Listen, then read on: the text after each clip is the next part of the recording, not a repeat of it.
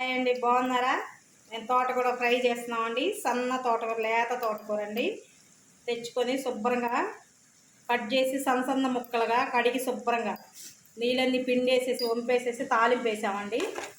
ఉప్పు కొంచెం పసుపు వేసేసాము. బాగా మగ్గిపోయింది, ఫ్రై అయిపోయింది.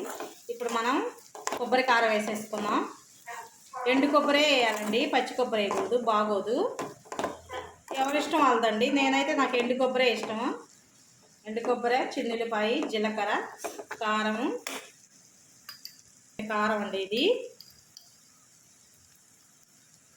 కొబ్బరి కారం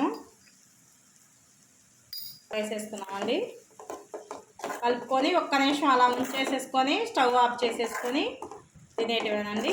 చాలా బాగుంటుందండి. పిల్లలు తోటకూర, ఆకుకూరలు చేస్తే తింటారండి. ఇలా ఫ్రై చేసి పెడితే పిల్లలకి చాలా ఇష్టంగా తింటారండి.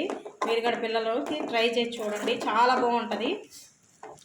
ఆకుకూరలు ఆరోగ్యానికి మంచిది. ఇలా చేసిన పిల్లలు బాగా తింటారండి. ఇంతేనండి.